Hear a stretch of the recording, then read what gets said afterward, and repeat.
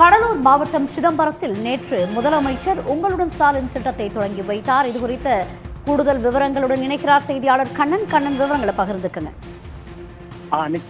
அரசு துறைகளின் சேவைகளை மக்களின் இல்லங்களுக்கே சென்று வழங்கும் உங்களுடன் ஸ்டாலின் என்ற புதிய திட்டத்தை தமிழ்நாடு முதலமைச்சர் மு.க. ஸ்டாலின் நேற்று சிதம்பரத்தில் தொடங்கி வைத்தார். இந்த திட்டத்தை பொறுத்தவரை நகர்ப்புறங்களில் 13 அரசு துறைகளில் 43 சேவைகளும், ஊரக பகுதிகளில் 15 அரசு துறைகளில் 46 சேவைகளும் வழங்கப்பட்டது.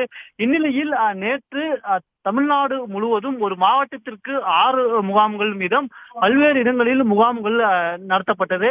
இந்நிலையில் இந்த முகாம்களில், அதாவது நேற்று ஒரு நாளில் மற்றும் 1,25,000 மனுக்கள் இந்த முகாம்களின் மூலம் பொதுமக்களிடமிருந்து பெறப்பட்டுள்ளதாக தமிழ்நாடு அரசானது தற்போது தகவல் தெரிவித்துள்ளது.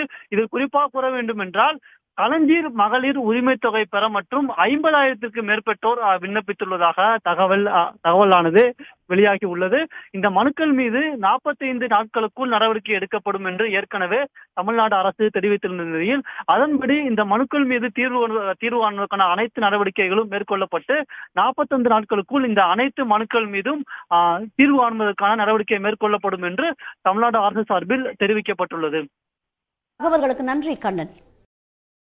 Download ShareChat.